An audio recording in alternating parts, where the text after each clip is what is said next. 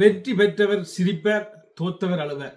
இதுதான் இயல்பான ஒரு விடயம். இப்போ பார்த்தீங்கன்னா நடிகர் விஜயின் வீட்டை குதூகலம், சந்தோஷம், மகிழ்ச்சி, ஆடல் பாடல், பாட்டுக்கள் எல்லாம் நடந்து கொண்டிருக்குது. அதை நாங்கள் எல்லாம் வீடியோவாக பார்க்கக்கூடியதாக இருக்குது.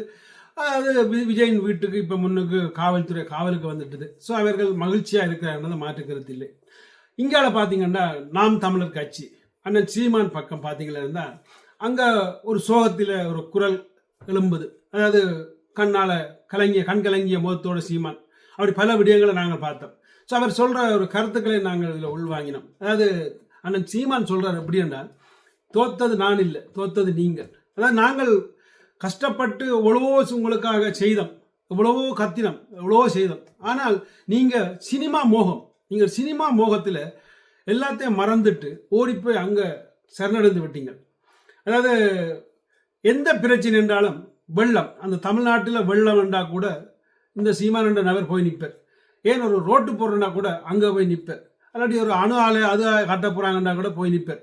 அப்படி பேனா பெஞ்சில் அது இது வைக்க போகிறோம், அதாவது பீச்சில் இது கட்ட போகிறோம்னா கூட அதுக்கும் போராடுவார். ஸோ அந்த தமிழ்நாட்டுக்கு நல்ல நல்ல விடயங்கள் எல்லாத்துக்கும் போய் முன்னுக்கு நிற்கிற ஒரு மனிதனுக்கு ஒரு வாய்ப்பு கூட கொடுக்காம அப்படியே கிள்ளிக்கொண்டே நடிகர் விஜய்க்கு கொடுத்துருக்கீங்கன்றது நாம் தமிழற்ற ஒரு குற்றச்சாட்டு.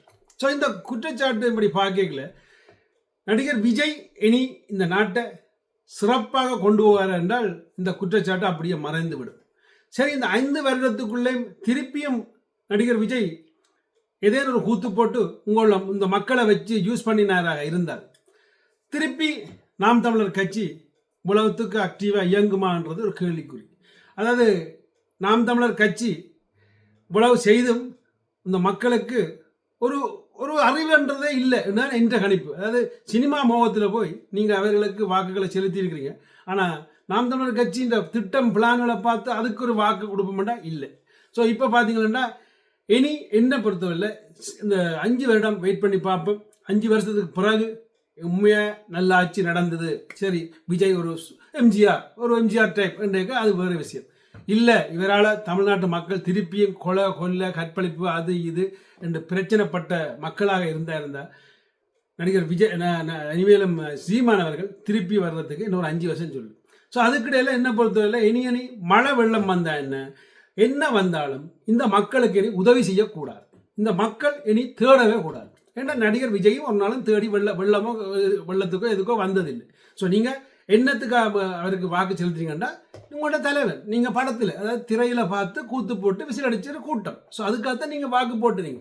இது என்ற கருத்து இல்லை, அதாவது பொதுவான ஒரு இந்த கருத்து. அப்போ இப்படி கொடுத்த நிலையில் இனி நாம் தமிழர் கட்சி எந்த பிரச்சனை என்றாலும் போராட்டம் செய்யாமல் அடுத்த 5 வருஷத்துக்கு பிறகு திருப்பி ஒரு 2 வருடத்துக்கு முன்னாடி எப்படி விஜய் 2 வருடத்துக்கு துவங்கினாரோ அதுக்கு பிறகு 2 வருஷத்துக்கு பிறகு பரப்புரையை துவங்கினாலே என்ன பொறுத்தவரை போதும். அதுவரையும் அமைதியாக ரெஸ்ட் எடுக்கிறதே நல்லது. இதுதான் ஒரு சரியான ஒரு முடிவாக இருக்கும்னு நம்புகிறேன். ஏனென்றால் இந்த மக்களை அனுபவிக்க விடணும். அப்போ தான் அந்த மக்களுக்கு புரியும், நாங்கள் தப்பான ஆக்களை தேர்ந்தெடுத்துட்டோம். ஸோ இனி தப்பான ஆக்களோ சரியான ஆக்களோ இனி நடிகர் விஜயின் கையில் தான் இருக்குது. இந்த நாட்டை எப்படி கொண்டு போகிறேன் சிறப்பாக கொண்டு போனால் மகிழ்ச்சி. நன்றி, வணக்கம்.